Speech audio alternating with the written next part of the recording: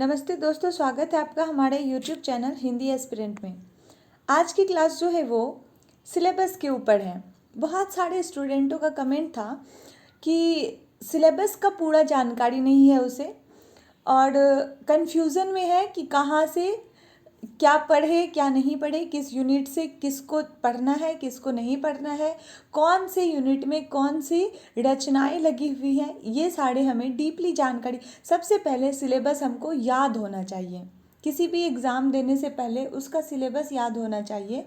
और एक चीज़ और महत्वपूर्ण है, अगर हम ये सिलेबस याद करते हैं जो कि 2-3 पेज का सिलेबस लगा हुआ है, अगर ये हमें याद हो जाता है तो यहाँ से भी 4 क्वेश्चन पूछते हैं। सिलेबस से डायरेक्ट उठा के 4 क्वेश्चन आता है। आगे हम लोग देखेंगे, कंटिन्यू करेंगे, आगे देखेंगे कि कहाँ पे क्वेश्चन आते हैं सिलेबस से, कहाँ से और किस टाइप के क्वेश्चन आते हैं। तो अभी हम लोग क्या करेंगे, यहाँ पे सिलेबस को यूनिट 1 से 10 तक पढ़ेंगे और कहाँ कौन सा सोर्स चाहिए, किस यूनिट के लिए कौन सी सोर्सेस चाहिए, उस पर भी बात करेंगे कि कैसे उसको तैयार करें। सबसे पहला देखिए यहाँ पे इकाई एक में लगा हुआ है क्या, इकाई एक में लगा हुआ है हिंदी भाषा और उसका विकास। ठीक है, हिंदी भाषा और उसका विकास। यहाँ पे देखिए इसमें इसके अंतर्गत क्या सब लगा हुआ है। तो हिंदी की ऐतिहासिक पृष्ठभूमि, हिंदी की ऐतिहासिक पृष्ठभूमि, प्राचीन भारतीय आर्य भाषाएं, प्राचीन भारतीय आर्य भाषाएं, मध्यकालीन भारतीय आर्य भाषाएं और सौरसेनी इस प्रकार से है, और आधुनिक भारतीय आर्य भाषा। यानी इसको अगर हम लोग समझना चाहें तो सबसे पहले तो हमें क्या पढ़ना है, भाषा, हिंदी भाषा की पृष्ठभूमि पढ़नी है। भाषा संबंधी कुछ परिभाषाएं, इस टाइप से उसकी पृष्ठभूमि पढ़ेंगे। उसके बाद हमें पढ़ना है कि हिंदी भाषा का जो है वो विकास किस क्रम में हुआ। तो वो हम देखेंगे कि तीन चरणों को पढ़ेंगे हम लोग। पहला है प्राचीन भारतीय आर्य भाषा, जिसके अंतर्गत क्या था, संस्कृत था। संस्कृत में भी 2 तरह के थे, एक वैदिक संस्कृत था और एक लौकिक संस्कृत था। फिर मध्यकालीन भारतीय आर्य भाषा में पाली, प्राकृत और अपभ्रंश को पढ़ेंगे। और फिर आधुनिक आर्य भाषा के अंतर्गत हम लोग पढ़ेंगे खड़ी बोली हिंदी को। तो यहाँ तक हमारा ये हुआ। उसके बाद है हिंदी का भौगोलिक विस्तार, हिंदी की उपभाषा, पश्चिमी हिंदी, पूर्वी हिंदी, राजस्थानी, बिहारी तथा पहाड़ी वर्ग और उसकी बोलियाँ। यानी कि हिंदी की जो भी उपभाषाएं हैं, हिंदी की जो बोलियां हैं, वो कहाँ से निकली है और उसका विस्तृत जानकारी होना चाहिए। पश्चिमी हिंदी से सौरसेनी अपभ्रंश सब निकली है, ये सब। उसके बाद आपको यहाँ पे पूर्वी हिंदी को, राजस्थानी, बिहारी और पहाड़ी बोलियों को पढ़ना है। खड़ी बोली, व्रज और अवधी की विशेषता को पढ़ना है। हिंदी के विविध रूप, उर्दू, हिंदी, उर्दू, दक्षिणी, हिंदुस्तानी। हिंदी का भाषिक स्वरूप पढ़ना है, यानी कि यहाँ से देखिए अब व्याकरण का पोर्शन है। यहाँ तक हम लोग भाषा का विकास देखें, भाषा के रूप देखें। अब हमें क्या करना है, अब हमें देखना है स्वनिम व्यवस्था, खंड एवं खंडेतर, हिंदी ध्वनि के वर्गीकरण, हिंदी शब्द रचना, उपसर्ग, प्रत्यय, समास, हिंदी की रूप रचना, लिंग, वचन, कारक, व्यवस्था, संज्ञा, सर्वनाम, विशेषण, हिंदी वाक्य रचना, हिंदी भाषा के प्रयोग के विभिन्न रूप, विविध बोली, मानक बोली क्या होती है, मानक भाषा क्या होती है, राजभाषा, राष्ट्रभाषा और संपर्क भाषा किसे कहते हैं, संचार के माध्यम और हिंदी, कंप्यूटर और हिंदी, हिंदी की संवैधानिक स्थिति, यानी कि हिंदी का हमारे संविधान में क्या स्थिति है, किस अनुच्छेद में हिंदी के लिए क्या कहा गया है। यहाँ से जो है वो निश्चित है कि एक क्वेश्चन आता है हिंदी की संवैधानिक स्थिति से।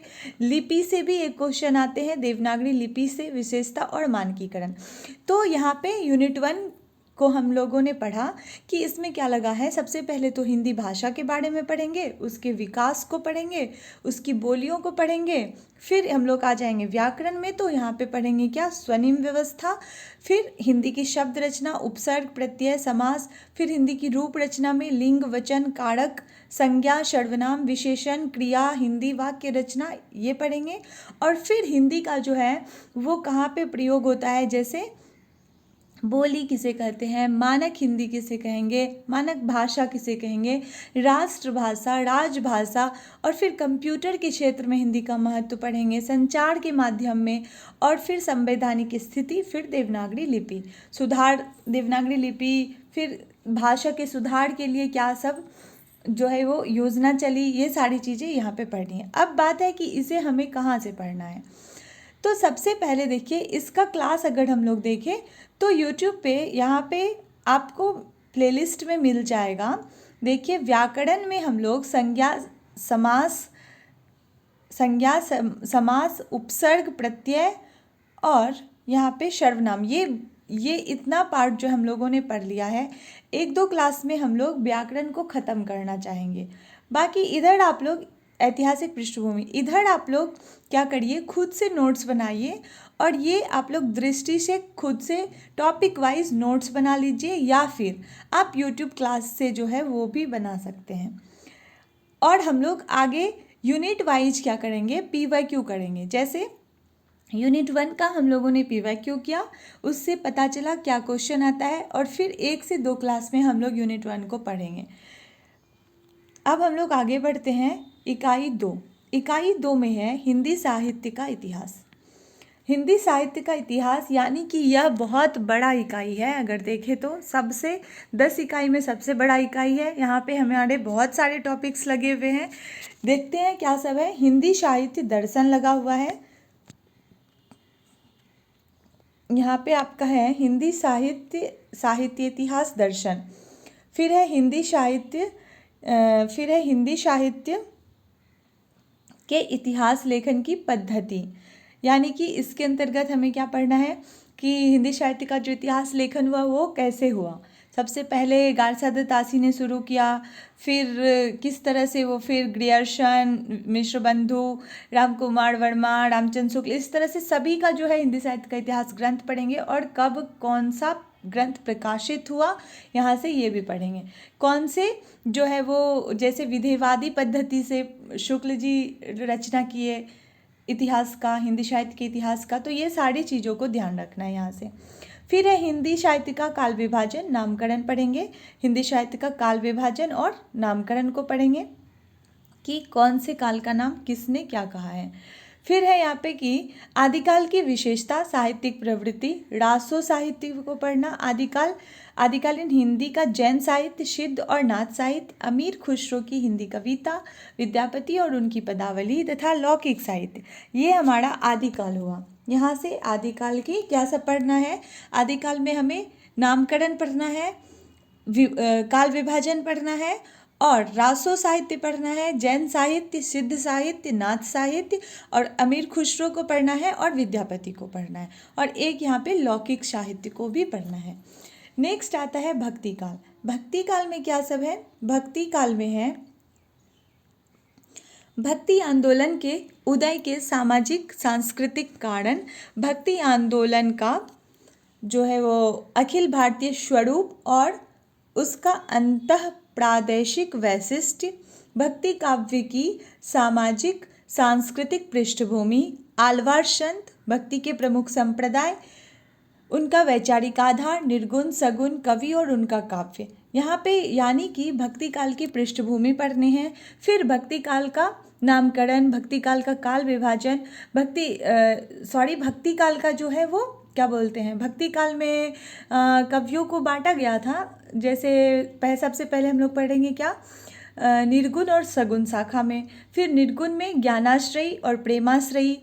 इधर आपका सगुण में हो गया क्या, कृष्ण भक्ति और राम भक्ति। तो इस तरह से विभाजित करते हुए और सभी के कवियों को पढ़ना है और उनकी रचनाओं को। नेक्स्ट यहाँ से है कि रीतिकाल। रीतिकाल में क्या पढ़ना है हमें। रीतिकाल में पढ़ना है रीतिकाल के प्रमुख कवि और उनका काव्य को पढ़ना है।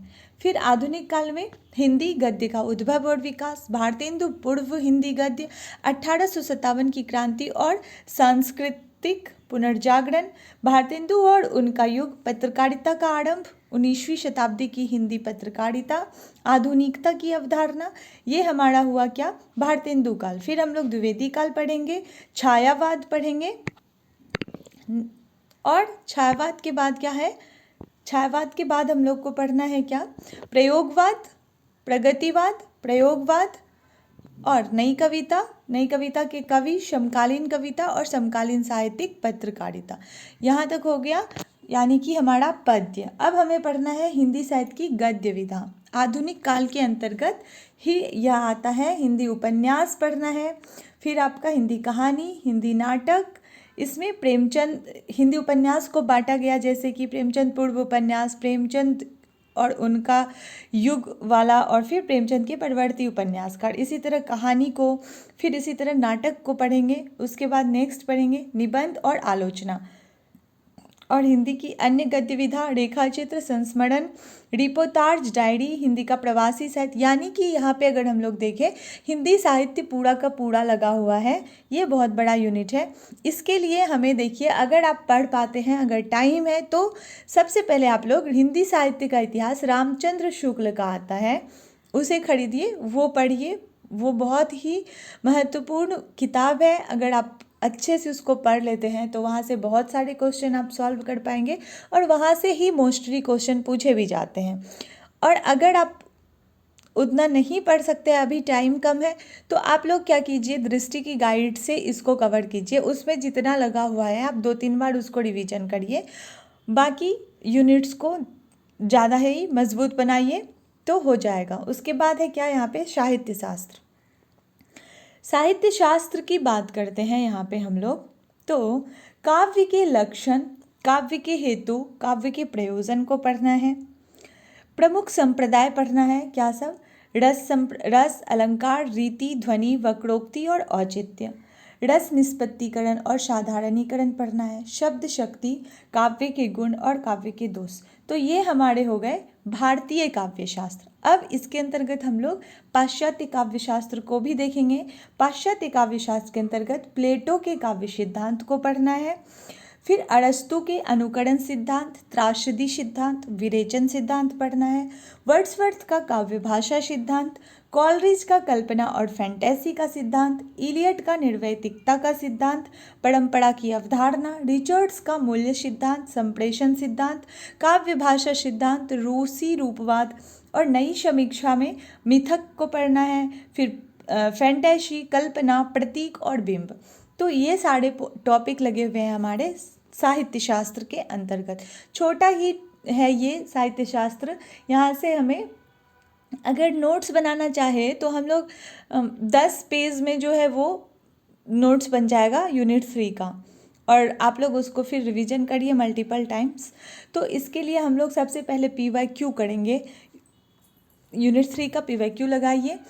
उसके बाद अगर आप लोग 5-6 जो एग्ज़ाम का लगा ले, UGC नेट का जो 5-6 बार से एग्ज़ाम हुआ है उसका अगर लगा ले, तो काफ़ी सारे हमारे क्वेश्चन के थ्रू ही सॉल्व हो जाएंगे, कवर हो जाएंगे साहित्य शास्त्र, अगर हम लोग क्वेश्चन के साथ साथ उसका डीपली पढ़ते जाएं तो।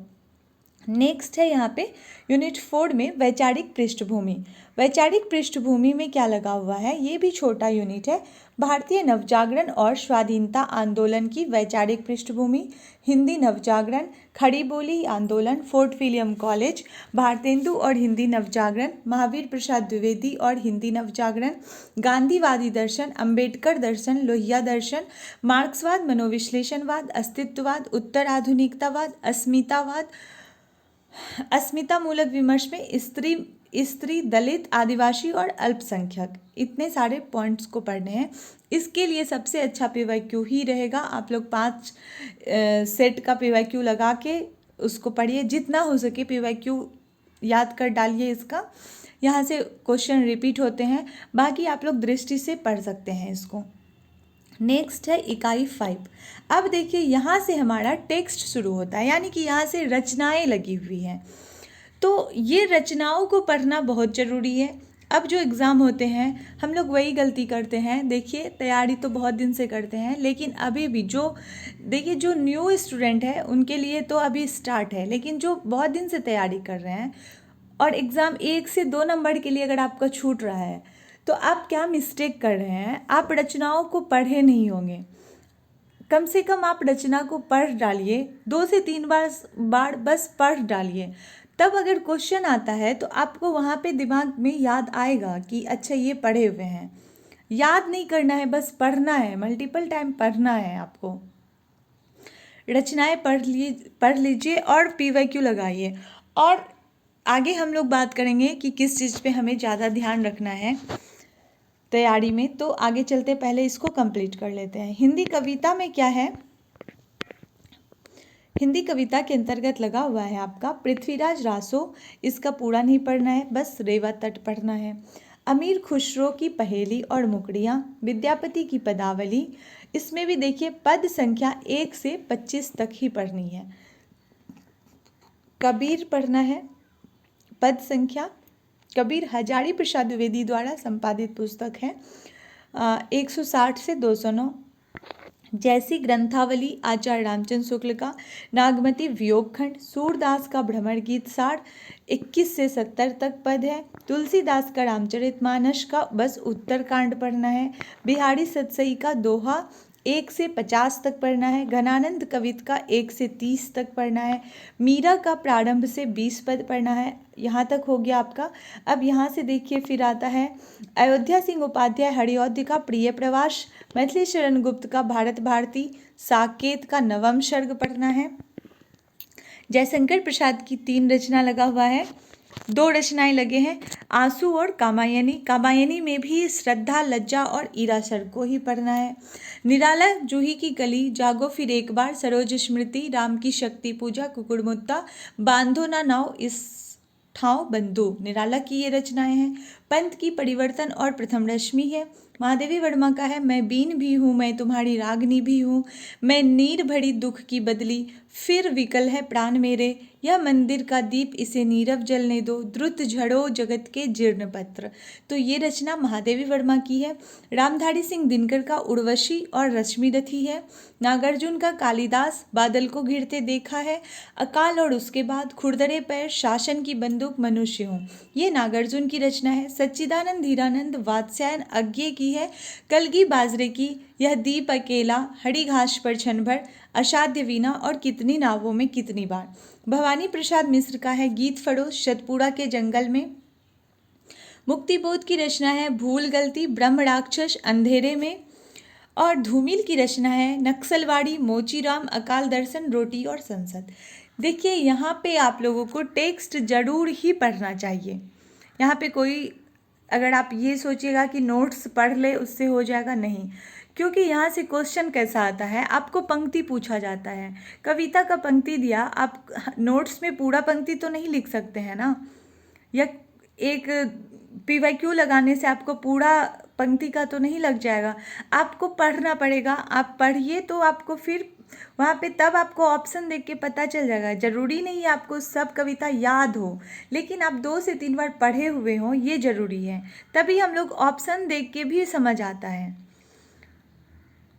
तो यहाँ पे हमें ये रचना को पढ़नी है। अब ये यहाँ पे जो लगा हुआ है कविताएं, इस कविता को आप YouTube पे पढ़ सकते हैं, आप गूगल से इसको डाउनलोड करके पढ़ सकते हैं, लिख के भी पढ़ सकते हैं। लिखिए और पढ़िए तो उसमें भी आपको थोड़ा याद रहेगा अच्छा से।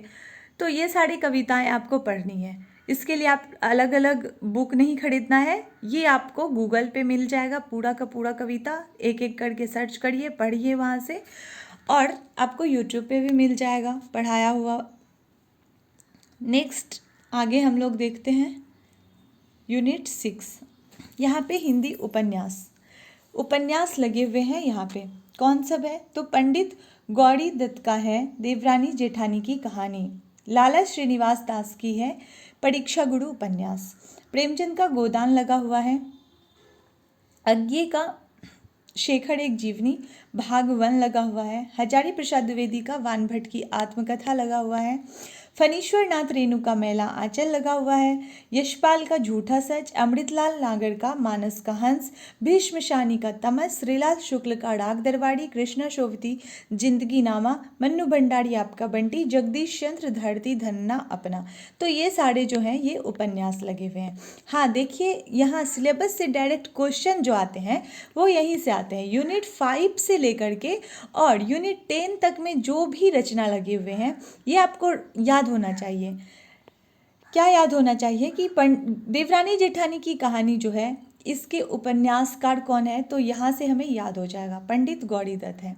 इसका प्रकाशन वर्ष क्या है हमें ये याद होना चाहिए। अगर आगे हम लोग पढ़ेंगे जैसे कहानी, तो उसमें कौन सी पत्रिका में वो प्रकाशित हुई वो याद होना चाहिए। तो यहाँ से जो है सिलेबस में पूछा जाता है डायरेक्ट आपको रचना और रचनाकार।